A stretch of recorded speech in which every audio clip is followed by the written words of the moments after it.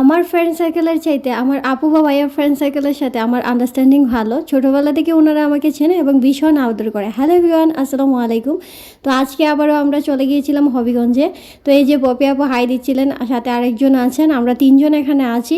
তো সকাল সকাল চলে গিয়েছিলাম, গিয়ে আমরা প্রথমেই চা খেয়ে নিয়েছিলাম। যদিও আমি খুব একটা চা খাই না, কিন্তু ওনাদের পিড়াপিড়িতে আমার খেতেই হয়েছে। তো আপু বা ভাইয়ারা আমাকে অনেক ভালোবাসেন, অনেক স্নেহ করেন। তো তারপর আমরা হাঁটতে বেরিয়েছিলাম। আপু আরেকটা ফ্রেন্ডের সাথে দেখা করতে গিয়েছিল। তো আমরা স্কুলের ভিতরে ঢুকে দেখলাম কেউ নাই। পপি আপু আর আমি একা একাই কিছুক্ষণ হাঁটলাম। এই যে দেখেন, আমরা আইসক্রিম খাচ্ছি। তো ঠিক মতো ভিডিও করতে পারিনি, ভিডিও করার আমার কোনো উদ্দেশ্য ছিল না, কিন্তু আপু ভাইয়া বললো যে না, ভিডিও করো, তুমি তো ব্লগ করো, একটা ব্লগ বানিয়েই ফেলো। তো এবার আমরা 2 ঘন্টা আড্ডা দেওয়ার পর আমরা রেস্টুরেন্টে খুঁজে গিয়েছিলাম। তো আমরা যেদিন হবিগঞ্জে গিয়েছিলাম ওই দিন ম্যাক্সিমাম রেস্টুরেন্টগুলোই বন্ধ ছিল। তো আমরা এবার যাচ্ছি, উদ্দেশ্য জহুরালি, কিন্তু দুঃখের বিষয় জহুরালি যাওয়ার পর গিয়ে দিকে ওইটাও বন্ধ। আর এই সাইডে আরেকটা ছিল, এখন যেটা পানছি, বাট এটা খাবার আমি আর আগে খেয়েছি, আমি জানি টেস্ট ভালো না, তারপরও কোনো ওয়ে নাই, যেতেই হয়েছিল। তো প্রথমে ওনারা ভাত খাবে, আমি গিয়ে মোরগ পোলাও অর্ডার দিয়েছিলাম।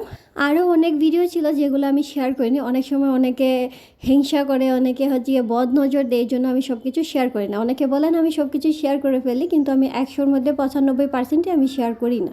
আর বদ নজর গিয়ে সত্য, এটা আমি বিশ্বাস করি এবং মানি। এই বদ নজরের জন্যই কিন্তু আমি এখন সব কিছু শেয়ার করা হয় না, হয়তো কিছু একটা অংশ আমি শেয়ার করি। এই যে আজকের দিনের অনেক কিছু আমরা আড্ডা দিয়েছি, ওইগুলো আমি শেয়ার করিনি। জাস্ট ছোটো ছোটো ক্লিপ যেগুলো নিয়েছি আমি ওইগুলোই শেয়ার করেছি। যদিও ওনারা বলেছিলেন যে পোস্ট করে কোনো প্রবলেম নেই, কিন্তু আমি নিজে থেকে ওইগুলো আর আপলোড করিনি। 10 মিনিট বা 20 মিনিট ভিডিও করা হলেও আমি শেয়ার করি 2 থেকে 3 মিনিটের মধ্যে। আর আপনারা এই 2-3 মিনিটের ভিডিও দেখে অনেক কিছু জাজ করে ফেলেন, যেটা মোটেও ঠিক না। তো ওনাদের অর্ডার চলে আসছে। আপু গিয়ে ইলিশ মাছ অর্ডার দিয়েছিল, আর আপু আর ভাইয়া গিয়ে দিয়েছিল গরু মাংস। এর মধ্যে আমার হাফ খাওয়া শেষ। তো আমরা খাওয়া দাওয়ার পরে গিয়ে আমরা হাঁটতে বেরিয়েছিলাম। আর যারা বলেন আমার ফ্রেন্ড সার্কেলের সাথে কেন কোনো ব্লগ নেই, আসলে ওদের সাথে আমার দেখাই হয় না, ব্লগ কী করে বানাবো। তো ইনশাল্লাহ খুব তাড়াতাড়ি আমার কিছু ফ্রেন্ড সার্কেলের সাথে দেখা হবে, অবশ্যই ব্লগ বানাবো, আপনাদের সাথে শেয়ার করব।